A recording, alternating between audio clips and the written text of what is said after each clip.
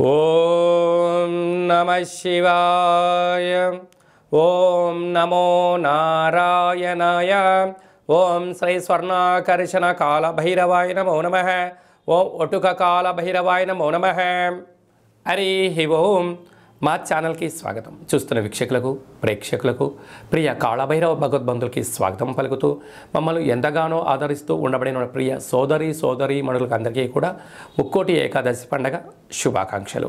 సనాతన ధర్మ వీక్షకులకు, సంరక్షకులకు అందరిపైన దత్తాత్రేయ స్వామి యొక్క ఆశీస్సులు ఉండాలని కోరుకుందాం. అలాగనే మార్గశీర్ష మాసం అనగానే శ్రీ వళ్ళీ దేవసేన సుబ్రహ్మణ్యేశ్వర స్వామి యొక్క జయంతి, కాళభైరవ జయంతి, దత్తాత్రేయ జయంతి సందర్భంగా మనమందరము ఎలాంటి విధి విధానాలు పాటించాలో సవివరంగా సంపూర్ణంగా తెలుసుకుందాం. 16వ తారీఖు 12వ నెల 2023 నుండి 31/12/2023 వరకు పుట్టినటువంటి వారికి ముందస్తుగా జన్మదిన శుభాకాంక్షలు. గతంలో వివాహం చేసుకున్న వారికి వివాహ వార్షికోత్సవ శుభాకాంక్షలు. ఈ 16వ తారీఖు నుండి 31వ తారీఖు వరకు ద్వాదశ రాశిలో గ్రహ గమనాలను అనుసరిస్తూ ఎలా ఉండబోతుందో సవివరంగా సంపూర్ణంగా తెలుసుకుందాం. మేషరాశిలో గురు సంచార స్థితి, కన్యరాశిలో కేతు సంచార స్థితి, తులారాశిలో శుక్రుడు స్వక్షేత్ర సంచార స్థితి, వృశ్చిక రాశిలో కుజుడు స్వక్షేత్ర సంచార స్థితి, ధనుసు రాశిలో రవి బుధ సంచార స్థితితో బుధాదిత్య రాజయోగంతో ప్రయాణం అవ్వడం, కుంభరాశిలో శనేశ్వర స్వామి స్వక్షేత్ర సంచార స్థితి, మీనరాశిలో రాహు సంచార స్థితితో ద్వాదశ రాశిలో గ్రహ గమనాలు ఈ విధంగా ఉన్నాయి.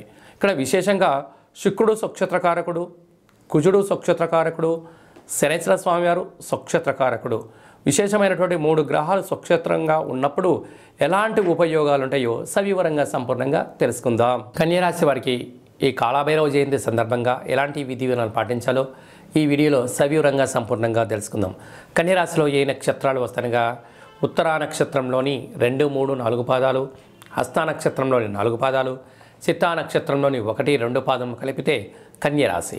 చాలామందికి పుట్టినటువంటి కాల సమయంలో డేటా ఆఫ్ బర్త్లో లేనటువంటి ఏకైక కారణం చేత పేరు యొక్క మొదటి అక్షరాన్ని అనుసరిస్తూ ఆ రాశిని తెలుసుకునే ప్రయత్నం అవుతుంది. అవి ఏ అక్షరం ఒకసారి పరిశీలన చేద్దాం.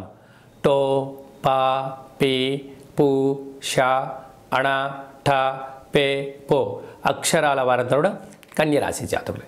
కన్యరాశి యొక్క అధిపతి బుధుడు. వీరికి రాశిలోనే కేతు సంచారం చేయడం వలన గతంలో జరిగినటువంటి పనులని అన్నిటిని దృష్టిలో పెట్టుకొని ఇప్పుడు చేసే పనులలో భవిష్యత్తుపై ఎలాంటి ఇబ్బంది పడకుండా సంపూర్ణంగా సమగ్రంగా తెలుసుకునే ప్రయత్నం చేయడంలో మీరు ముందు వరుసలో ఉంటారు. కనుక కారణం ఏమిటయ్యా అంటే గతంలో చేసిన చిన్న చిన్న తప్పులను దానివల్ల మీరు భారీ మూల్యం చెల్లించుకున్నారు. ఎలాంటిగా ఆరోగ్యంగా, ధనపరమైన, వృత్తిపరమైన, ఉద్యోగపరమైనటువంటి ఎన్నో రకాలుగా ఇబ్బందులు కలిగాయి. ఇప్పుడు మీరు ఆ పని చేయకుండా ఉండాలి అని చెప్పి మీరు ప్రతిజ్ఞ చేసినట్టుగా ఒక పద్ధతిగా ఉండబోతున్నారు. ఇది చాలా మంచి శుభ పరిణామం అని చెప్పి ఆలోచించాలి.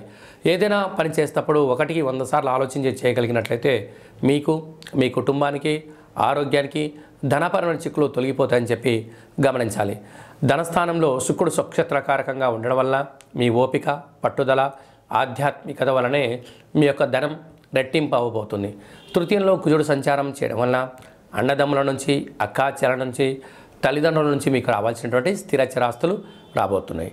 అర్ధాష్టమ రవి బుధ సంచార స్థితి ఉండడం వలన అష్టమి తిథి, పూర్ణిమ తిథి, మీ జన్మ నక్షత్రం రోజున దూర, వాయు, జల ప్రయాణాలు, ముఖ్యమైన సభలు, సమావేశాలు వాయిదా వేసుకోవడం ఉత్తమోత్తంగా భావించాలి.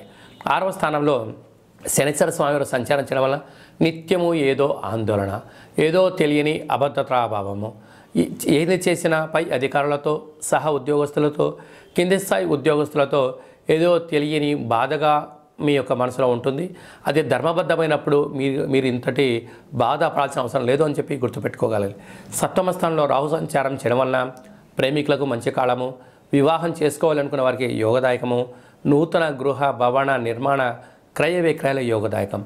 అష్టమంలో గురు సంచార స్థితి ఉండడం వలన ఏదో తెలియని ఆందోళన, వెలితి, ఎప్పుడు మిమ్మల్ని వేరే వాళ్ళు ఎవరో అధికారాన్ని చెలాయిస్తున్నారో అని మీరు అనుకుంటూ ఉంటుంటారు. కానీ అది మీరు బాధ్యతగా భావించండి. అద్భుతమైన జీవనానికి స్వాగతం పలకండి.